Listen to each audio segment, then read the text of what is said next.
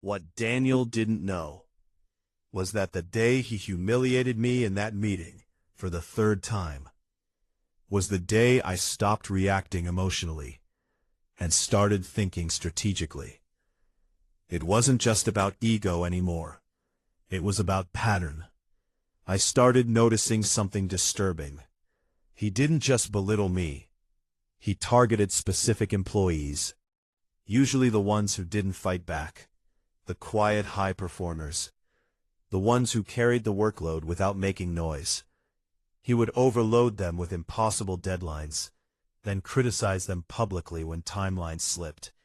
And somehow, every success still had his name attached.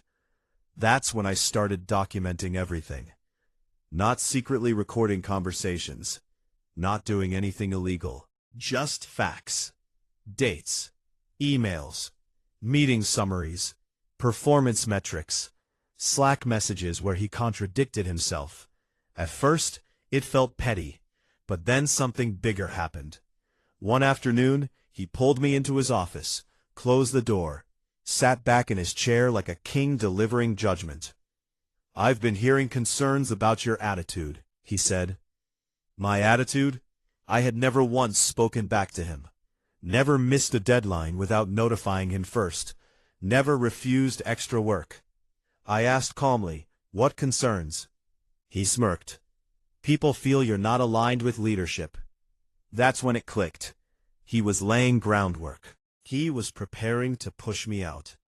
And that was the moment I escalated my documentation.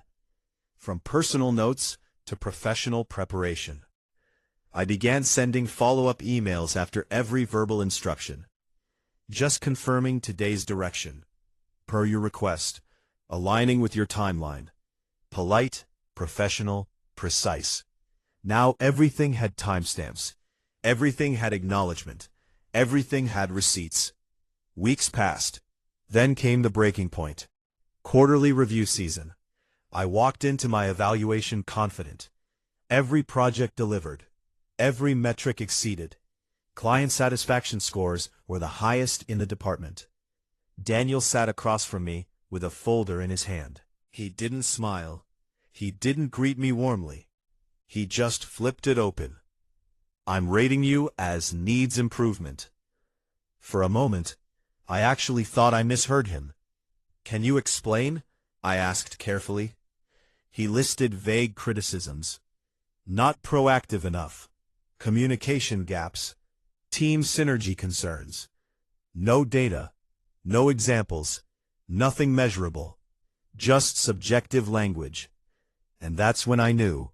This wasn't incompetence. This was positioning. He was creating a performance narrative.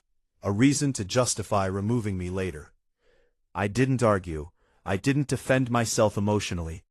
Instead, I asked a simple question. "Can you provide documented examples so I can improve?" He hesitated, just for a second, then said, "I'll have to compile them." He never did. That meeting was the final piece I needed. Because our company had one very clear policy. Performance ratings must align with documented evidence and prior coaching notices. And I had zero formal warnings, zero corrective plans, zero written coaching notes, which meant one thing. This review violated HR compliance standards. That's when I requested a meeting with HR. Not angrily, not dramatically, just professionally. I'd like clarification regarding my evaluation. HR scheduled it for the following Tuesday. Daniel didn't know yet. When Tuesday came, I walked into the conference room with a folder. Printed emails, screenshots, project summaries, metrics reports, time-stamped confirmations, everything organized chronologically. HR began with neutral tone. "We understand you have concerns." I nodded, then calmly laid everything out. I showed them the timeline of high performance, then the sudden negative review, then the absence of documentation supporting it, then the email trail contradicting his claims. You could see it happen, the shift in their expressions, from polite listening to analytical concern. One HR representative asked quietly, Has this pattern extended beyond you? That question changed everything. Because yes, it had. I mentioned 2 coworkers who had quietly confided similar experiences. Unfair criticism, credit being taken, performance pressure without support. HR thanked me and told me they would look into it. 3 days later, another employee was called into HR, then another, and another. What Daniel didn't realize was that his management style relied on silence, fear, isolation. But once one person speaks up, others find courage. Within 2 weeks, a formal internal investigation began. And now, it wasn't just about my review. It was about hostile leadership practices, misrepresentation of team performance to senior executives. Daniel started acting different. Less confident, more tense. He stopped making sarcastic remarks in meetings.